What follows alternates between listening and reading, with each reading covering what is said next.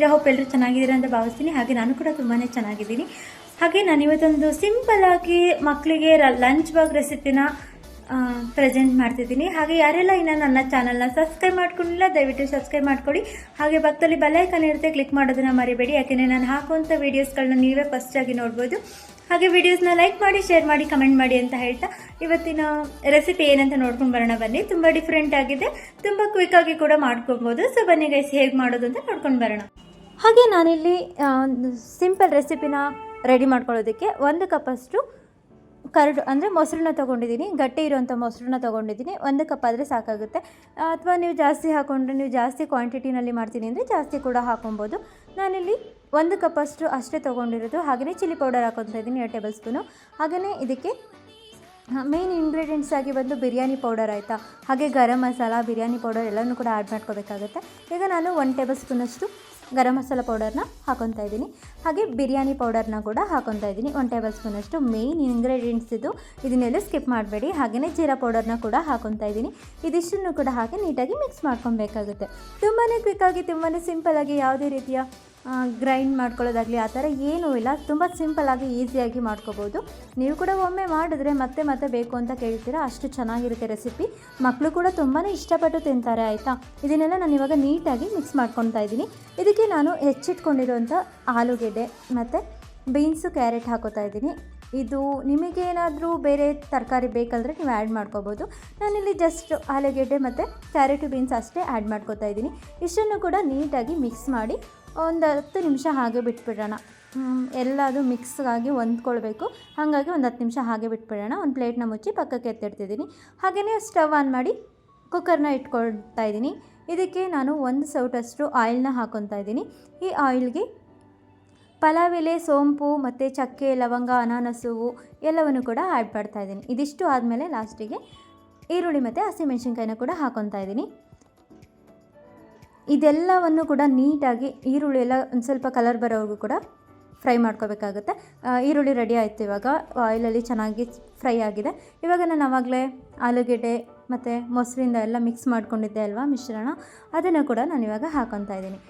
ಪಲಾವ್ ಮಾತ್ರ ಎಷ್ಟು ಚೆನ್ನಾಗಿರುತ್ತೆ ಅಂದರೆ ನೀವು ನಿಜವಾಗ್ಲೂ ಈ ಥರ ಒಮ್ಮೆ ಟ್ರೈ ಮಾಡಿ ಆಯಿತಾ. ತುಂಬ ಸಿಂಪಲ್ಲಾಗಿ, ತುಂಬ ಕ್ವಿಕ್ಕಾಗಿ ಆಗೋಂಥ ರೆಸಿಪಿ. ನಾನಿವಾಗ ಇದನ್ನೆಲ್ಲ ಹಾಕಿ ಮಿಕ್ಸ್ ಮಾಡ್ಕೊಂಡಿದ್ದಾಗಿದೆ. ಇವಾಗ ನಾನು ಶುಂಠಿ ಬೆಳ್ಳುಳ್ಳಿ ಪೇಸ್ಟ್ನ ಹಾಕ್ಕೊತಾ ಇದ್ದೀನಿ. ಅದು ಕೂಡ ಹಸಿ ವಾಸನೆ ಹೋಗೋವರೆಗೂ ಕೂಡ ಚೆನ್ನಾಗಿ ಫ್ರೈ ಮಾಡ್ಕೋಬೇಕಾಗುತ್ತೆ. ಇದಾದಮೇಲೆ ನಾನು ಹಸಿ ಬಟಾಣಿನ ಹಾಕ್ಕೊತಾ ಇದ್ದೀನಿ. ನಿಮ್ಮ ಮನೆಯಲ್ಲಿ ಹಸಿ ಬಟಾಣಿ ಇಲ್ಲ ಅಂದರೆ ಒಣಗಿರೋ ಬಟಾಣಿ ಇರುತ್ತಲ್ವ, ಅದನ್ನು ರಾತ್ರಿನೇ ನೆನೆಸಿಟ್ರೆ ಬೆಳಿಗ್ಗೆಗೆ ತುಂಬಾ ಹೆಲ್ಪ್ ಆಗುತ್ತೆ. ನೋಡಿ, ಇದೆಷ್ಟನ್ನು ಕೂಡ ನೀಟಾಗಿ ಮಿಕ್ಸ್ ಮಾಡಿ ಒಂದು 5 ನಿಮಿಷ ಹಾಗೆ ಬಿಟ್ಬಿಡೋಣ. ಏಕೆಂದರೆ ಆಯಿಲ್ ಇರುತ್ತಲ್ಲ, ಆಯಿಲೆಲ್ಲ ಮೇಲೆ ಬಂದಿರಬೇಕು. ಓಕೆನಾ? ನೋಡಿ, ಇವಾಗ ಆಯಿಲೆಲ್ಲ ಮೇಲೆ ಬಂದಿದೆ. ಈ ಥರ ಬಂದರೆ ಪಲಾವ್ ತುಂಬಾ ಟೇಸ್ಟಿಯಾಗಿ, ತುಂಬ ಯಮ್ಮಿಯಾಗಿ, ತುಂಬಾ ಸಖತ್ತಾಗಿರುತ್ತೆ. ಹಾಗೆಯೇ ನಾನಿಲ್ಲಿ ತೊಳೆದು ಎತ್ತಿಟ್ಕೊಂಡಿರೋಂಥ ಅಕ್ಕಿನ ತೊಗೊತಾ ಇದ್ದೀನಿ. ಈ ಅಕ್ಕಿನ ನೀವು ಮಿಕ್ಸ್ ಮಾಡಬೇಡಿ ಆಯಿತಾ. ಸುಮ್ಮನೆ ಹಾಗೆ ಅದು ತರಕಾರಿ ಎಲ್ಲ ಇದೆಯಲ್ಲ ಅದ್ರ ಮೇಲೆ ಹಾಗೇ ಎಲ್ಲವನ್ನು ಕೂಡ ಒಂದು ಸಮವಾಗಿ ಮಿಶ್ರಣ ಮಾಡ್ಕೊಂಡು ಬರಬೇಕು ಆಯಿತಾ. ಅದನ್ನು ಯಾವ್ದು ಅಕ್ಕಿನ ಅಂತೂ ತರಕಾರಿ ಜೊತೆಗೆ ಮಿಕ್ಸ್ ಮಾಡಲಿಕ್ಕೆ ಹೋಗಬೇಡಿ. ನೋಡಿ, ಇವಾಗ ನಾನು ಮಾಡ್ಕೊತಿದ್ದೀನಲ್ಲ ಅದೇ ಪ್ರೊಸೀಜರ್ ಇರಲಿ. ಈ ಥರ ಮಾಡ್ಕೊಂಡಿದ್ದಾದಮೇಲೆ ನಾನಿವಾಗ ಇದಕ್ಕೆ ಅದೇ ಗ್ಲಾಸಲ್ಲಿ ನಾನು ಎಷ್ಟು ಅಕ್ಕಿನ ತೊಗೊಂಡಿದ್ದೀನಿ ಅಂದರೆ 2 ಕಪ್ ಅಕ್ಕಿ ತೊಗೊಂಡಿದ್ದೀನಿ. ಅದಕ್ಕೆ 4 ಗ್ಲಾಸಷ್ಟು ನೀರನ್ನ ಕೂಡ ಹಾಕ್ಕೊಂಡಿದ್ದೀನಿ ಆಯಿತಾ. ಇವಾಗ ರುಚಿಗೆ ತಕ್ಕಷ್ಟು ಉಪ್ಪನ್ನು ಹಾಕ್ತಾಯಿದ್ದೀನಿ. ನಿಮಗೆ ಟೊಮೊಟೊ ಬೇಕಂದರೆ ಹಾಕ್ಕೊಳ್ಳಿ ಆಯಿತಾ, ಅದು ಆಪ್ಷನಲ್ಲು. ನಾನು ಹಾಕ್ಕೊತಾ ಇದ್ದೀನಿ ಯಾಕೆಂದರೆ ಇಲ್ಲಿ ಮೊಸರು ಹಾಕಿದ್ದೀನಲ್ವ, ಅದರಲ್ಲೇ ಹುಳಿಯಂಶ ಇರುತ್ತೆ. ಹಾಗಾಗಿ ಟೊಮೊಟೊ ಬೇಕಿಲ್ಲ ಅನಿಸುತ್ತೆ. ಬಟ್ ಆದರೂ ನಾನು ಒಂದಷ್ಟೇ ಹಾಕಿದ್ದೀನಿ. ವಾವ್, ನೋಡಿ ಪಲಾವ್ ಕೂಡ ರೆಡಿ ಆಯಿತು. ನೀವು ದಮ್ ಕಟ್ಟಿದ್ರೆ ಇನ್ನೂ ಸಖತ್ತಾಗಿರುತ್ತೆ. ಇದು ನಾನು ಹಾಗೆ ಒಂದು 2 ವಿಸಲ್ ಕೂಗಿಸ್ಕೊಂಡಿದ್ದೆ. ಸಖತ್ತಾಗಿತ್ತು ಪಲಾವ್ ಮಾತ್ರ. ಕಲರ್ ನೋಡ್ತಿದ್ರೆ ನಿಮಗೆ ಅನಿಸಿರ್ಬೋದಲ್ವ. ನೋಡಿ ಎಷ್ಟು ಬೇಗ ಕ್ವಿಕ್ಕಾಗಿ ರೆಡಿ ಆಗುತ್ತಲ್ವ. ಮಕ್ಕಳಂತೂ ತುಂಬಾ ಇಷ್ಟಪಟ್ಟು ತಿಂತಾರೆ. ಸೊ ನೀವು ಕೂಡ ಒಮ್ಮೆ ಟ್ರೈ ಮಾಡಿ ಹೇಗಿತ್ತು ಅಂತ ಹೇಳಿ ನನಗೆ ಕಮೆಂಟ್ ಬಾಕ್ಸಲ್ಲಿ ಕಮೆಂಟ್ ಹಾಕೋದನ್ನು ಮರಿಬೇಡಿ. ಈ ಥರ ಸಿಂಪಲ್ಲಾಗಿ ಈ ರೆಸಿಪಿನ ಮಾಡಿಕೊಟ್ರೆ ಮಕ್ಕಳು ಕೂಡ ತುಂಬಾ ಈಸಿಯಾಗಿ ಮತ್ತು ತುಂಬ ಇಷ್ಟಪಟ್ಟು ತಿಂತಾರೆ. ಈ ಥರ ಲಂಚ್ ಬಾಕ್ಸ್ ರೆಸಿಪಿನ ಮತ್ತು ಆಫೀಸ್ಗೆ ಹೋಗೋರು ಇರ್ತಾರೆ, ಅವರಿಗೆಲ್ಲ ನೀವು ಈ ಥರ ಮಾಡ್ಕೊಡ್ಬೋದಲ್ವಾ. ನೋಡಿ ಎಷ್ಟು ಈಸಿಯಾಗಾಯಿತು. ನಿಜವಾಗ್ಲೂ 10 ನಿಮಿಷದಲ್ಲಿ ಪ್ರಿಪೇರ್ ಆಗೋವಂಥದ್ದಿದು.